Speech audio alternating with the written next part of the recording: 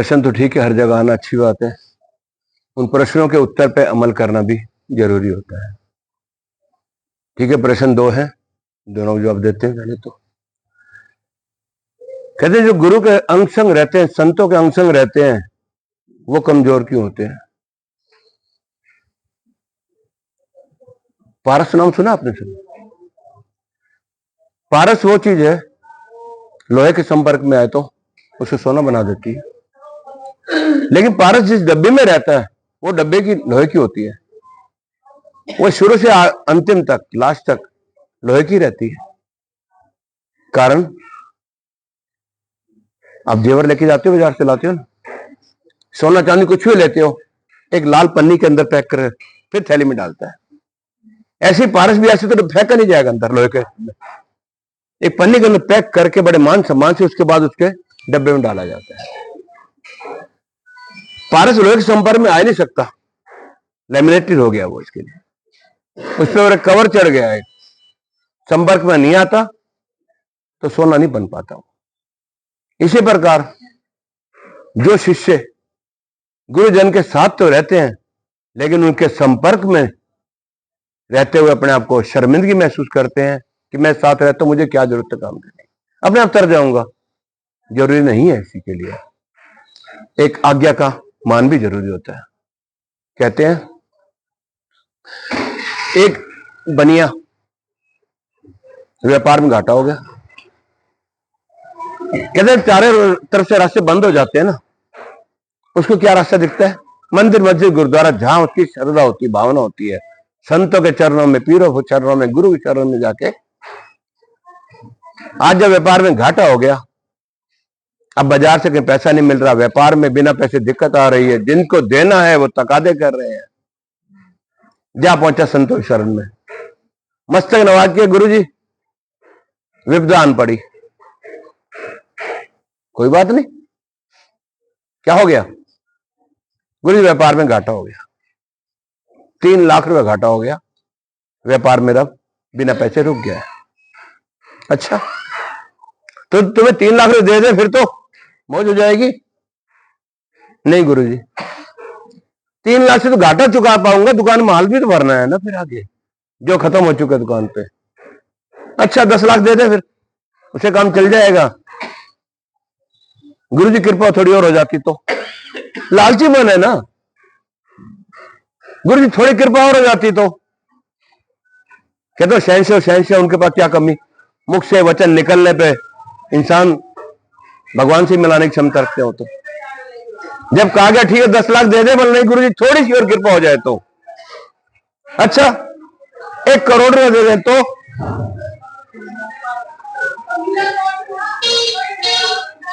गुरु जी बार बार तो आया नहीं जाता आपकी शरण में, आज परेशान हुआ तभी तो आया हूं आज, तो थोड़ा और बढ़ा देते। बोला ठीक है, एक काम कर, तेरे को पारस दे देता हूं।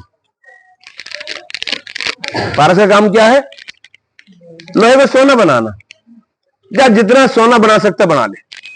अब 1 करोड़, 10 करोड़, 100 करोड़ पता भी नहीं, लेकिन एक ध्यान रखियो, ये पारस सिर्फ 1 महीने के लिए दिया जा रहा है, 1 महीने बाद स्वतः मेरे पास वापस आ जाएगा। आज तो खुश हो गया, कर्जा भी चुक जाएगा, पूंजी भी बन जाएगी, ना जाने कितने टनों सोने का मालिक बन जाऊंगा।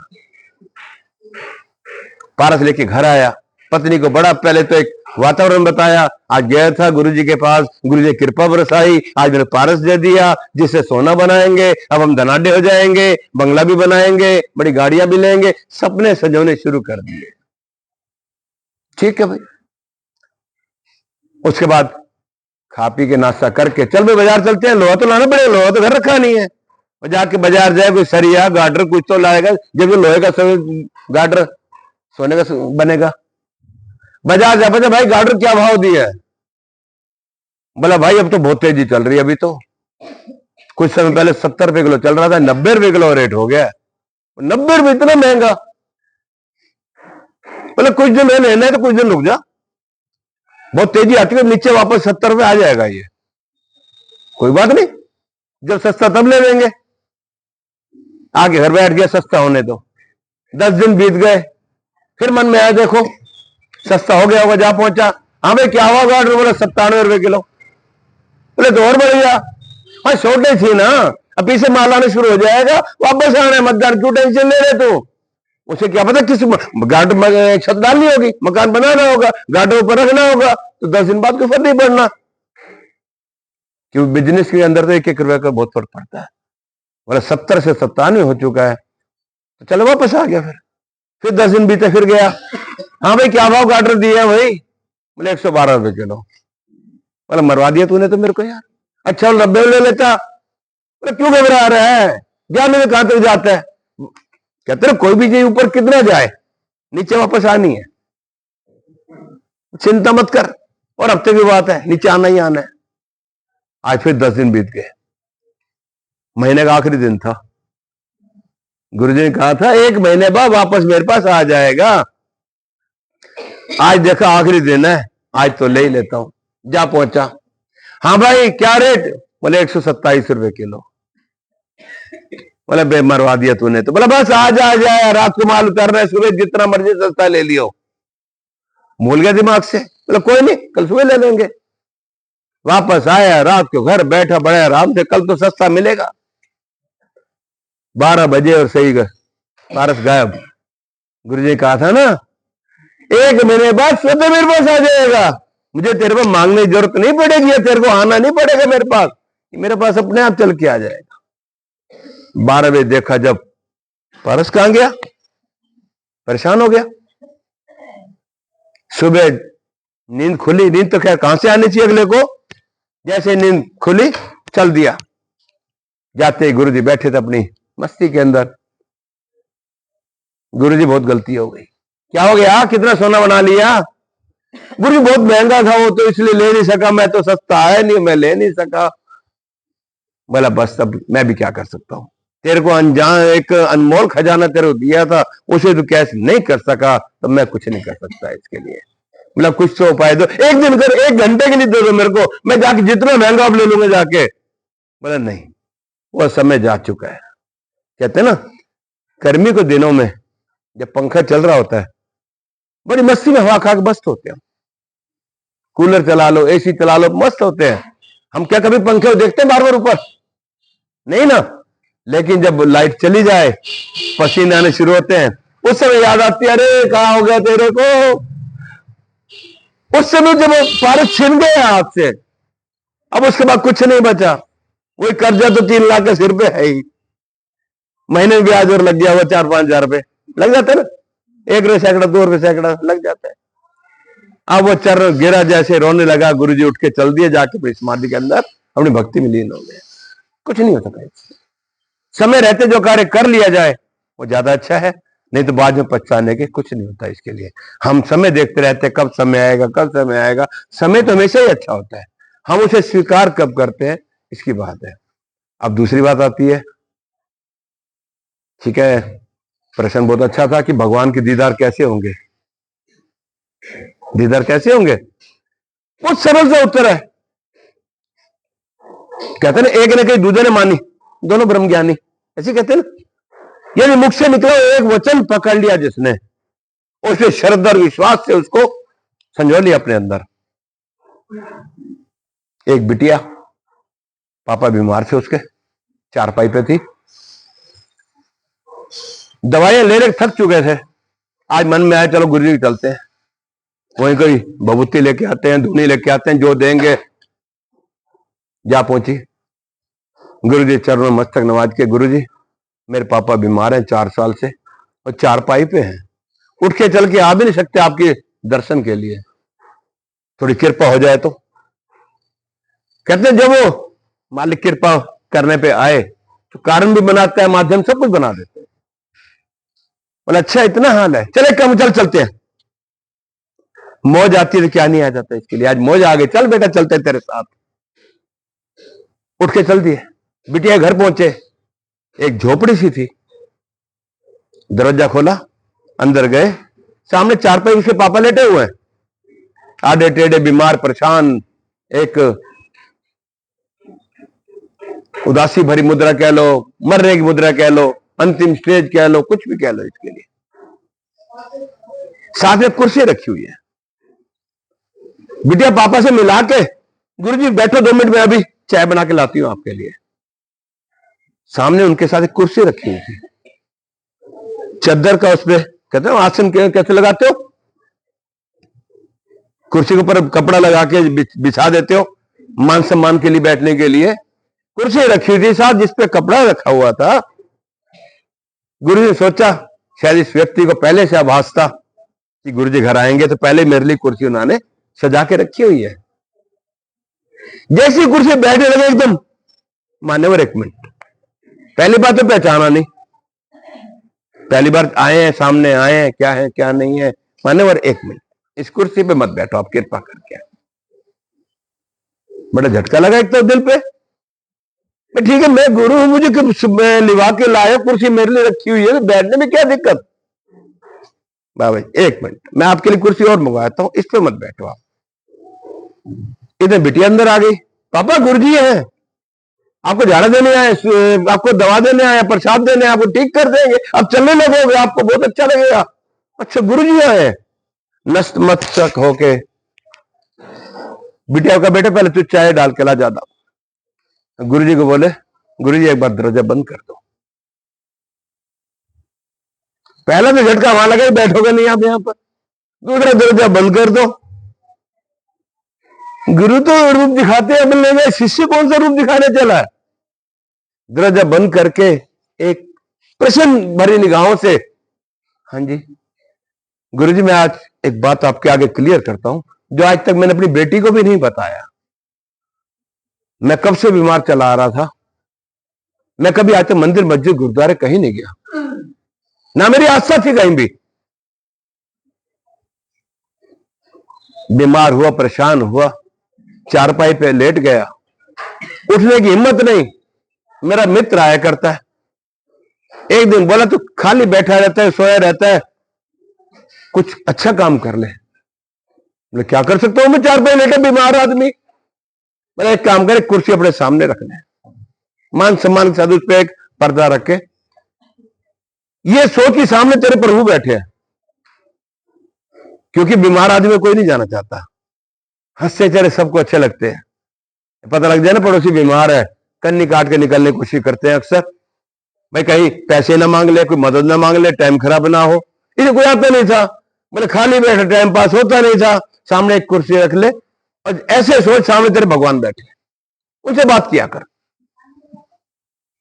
कहते हैं ऐसे ऐसे वक्त में जब कोई इंसान कुछ 2 लफ्ज भी करता है ना, दिल में उतरते हैं। चलो भाई तूने कहा तो ठीक है, कुर्सी रख ली, उससे कपड़ा सजा के एक आसन टाइप बना दिया गया। दरवाजा बंद करके, हे प्रभु आप कहां हो, आप कहां रहते हो, मुझे आपकी आवश्यकता है, मैं आपका शरणागत हूं, मेरी मदद कीजिए। 5-7 दिन बात की, थोड़ा अजीब सा लगा। दूसरे दिन फिर बात की, थोड़ा सा मन का हुआ, चल दिल का कहते गुबार निकाल दिया हमसे। मैंने किसी को कह दिया, सामने सुना नहीं सुना मुझे परवाह नहीं, मैंने दिल से हाल बांट दिया अपना। ये समय चलता रहा, हफ्ता 10 दिन बीते। अब जैसे मैं कहूं सामने से मुझे महसूस होता है कि मुझे कुछ आवाज आ रही है, मुझे जवाब मिल रहा है। अब मैं उन्हीं के माध्यम से अपना समय बिता रहा हूं। ये बात अपनी बिटिया को भी नहीं बताई मैंने आज तक, कि उसे बताऊंगा ना कि मैं भगवान से बातें करता हूं तो मुझे कहेगी पागल हो गया बाबा, तो चाय पाई पड़े पड़े, दिखाओ साइकिल, किसी दिमाग वाले डॉक्टर को दिखाओ, किसी और को दिखाओ, दिमाग खराब। इसलिए मैं दरवाजा बंद करके बात करता हूं, उसके बाद बात नहीं करता। गुरुजी को सुन के अचरज तो हुआ, ना जाने कौन सा तेरे को एक साथी मिला पारस के रूप में, जो तेरे को ये राह दिखा गया। क्योंकि एक स्वस्थ आदमी को कहा जाए ना, तो च्यवनप्राश खाया कर ताकत आ जाएगी, ये जो भी, वो विश्वास नहीं करेगा। जब बीमार हो, कमजोर होगा ना, उसे साथी चाहिए, उस समय जो विचार आएंगे ना उस पर अमल करेगा। अच्छा नीम के पत्ते, सुबह पत्ते मंगवा के उबाल के भी पी लेगा, खा भी लेगा, जो कहेंगे इसके लिए। तो उस विचारों को समझा, बातें करनी शुरू की। चलो भगवान, मैं रोज सुबह शाम बात करता हूं, मुझे जवाब मिलता है, जैसे बात करता हूं मुझे रूप मिलता है। गुरुजी का आज समय कहीं जाने का था, बिटिया के एक आग्रह पे चल के आ गए थे। बोले ऐसा है, मेरे को अर्जेंट कहीं जाना जरूरी है, मैं 5 मिनट निकाल के आया था, आधा घंटा हो चुका है, मैं ऐसे अब जा रहा हूं 2 दिन के लिए, 2 दिन बाद आऊंगा, तेरे से खुल के बातें करूंगा। और कह के चले गए। 2 दिन बाद जब वापस आए, उस घर के अंदर आए तो शांति थी। उसे अजीब सा लगा, ये क्या, कमरा खाली है, अंदर जाऊं, कुर्सी अलग रखी हुई है। बिटिया आई नहीं, ओ गुरुजी आओ आओ बैठो, सम्मान से आसन दिया, बिठाया गया। बिटिया, पापा, गुरुजी आप आए थे ना, जैसे आप गए मैं चाय बना के 10 मिनट बाद वापस आई तो पापा जा चुके थे। कहते हैं जब कोई रूह अटक रही हो ना, सदगुरु के दीदार हो जाए, सारे मार्ग अपने आप खुल जाते हैं। उनकी आत्मा ना किस रूप में रुकी थी, गुरु के दर्शन हुए, मुक्ति मिली। उसके बाद जो बताई इस बिटिया ने, रूह कांप गई उन गुरु जी की भी, कि मैं तो शायद सुना करता था, आज प्रत्यक्ष देख रहा हूं। बिटिया कहती है, गुरु जी जिस समय मैं अंदर आई, देखा पापा मेरे कुर्सी के ऊपर सिर रख के मुंडे पड़े थे, और ऐसे थे जैसे किसी गोदी के अंदर उन्होंने सिर रखा हुआ हो। कैसे चारपाई से उठे, कैसे जाके गुरु जी समझ गए साक्षात भगवान कुर्सी विराजमान थे, उनकी गोदी में सिर रखा और उन्होंने चलाना किया। जिसका प्रत्यक्ष उदाहरण बैठा हूं आपके सामने। मां सरला यहाँ की सेवादार, इनके पतिदेव जगदीश चपड़ा जी, आज से 4 साल हो गए इस बात को। सुबह से दोपहर 1 बजे तक सेवा करते थे दरबार की, और 1 बजे फिर घर चले जाते थे। 1 बजे घर यहां से चले टेम्पू करके, बच्चे चेतना सब बैठे, चले गए, घर पहुंच गए। 4 बजे फोन आते हैं, बाबा जी एक बार घर आओगे मुझसे मिलने। 3 से 5 विश्राम का समय होता था। घर बैठा अपनी धर्मपत्नी के साथ चाय पी रहा था बैठ के, फोन आया, गुरु जी तो बाबा जी 2 मिनट घर आओगे एक बार, काम। अभी आया, वहां से उठा, सोनिया बहन जी साथ थी, जाके घर पहुंचे, बैठे थे। क्या हो गया? बोले कुछ खिलाते ही नहीं है, बहू सामने खड़ी है, मां सरला सामने बैठी है। मैं क्या हो गया? बोला दलिया बनाए तो खाते नहीं। वो कह मैं नमकीन मांग रहा है, ये मीठा दे रहे मेरे को। अंकल कोई बात नहीं, अभी लो नमक ना भाई, उसे एक चुटकी नमक डाल के लो अंकल खाओ। चम्मच भर के मुंह में देने लगा, जैसे मुंह चम्मच के सीधा गोदी में आए, तो नमस्ते हो गए। कहां रूह अटक रही इसके लिए? तो प्रत्यक्ष ऐसे 1 नहीं 20 उदाहरण मेरे पास है जिन्होंने गोदी में अपने श्वास छोड़े हैं। फिर जब एक इंसान किसी में विश्वास करके चलता है, श्रद्धा भावना लेके चलता है, क्या नहीं मिल सकता उसको। भगवान स्वयं चल के कहते हैं, खुद ही को कर बुलंद इतना कि हर तकदीर से पहले खुदा तुझसे पूछे, बता तेरी रजा क्या है। अपने आप कर्म के अंदर, विश्वास के अंदर, वचन के अंदर इतना ऊंचा ले जाओ कि परमात्मा स्वयं चल के आए, मेरे बेटे तुझे क्या चाहिए। जीवन के अंदर किसी को मानो तो दिल से मानो, नहीं तो जय माता दी। आज के लिए इतना ही। अगली बार जो नया रूप आएगा, समय निकाल के थोड़ा अगर 10 मिनट फालतू में, क्योंकि 15 मिनट का समय रखा हुआ है, लेकिन कई बार ऐसे विचार होते हैं जो आधा घंटा भी दे तो कम पड़े इस चीज के लिए। जितना हो सके करें, अगली बार फिर नए रूप में। बोलो गुरु महाराज की। दाता तेरी भक्ति का सुख है।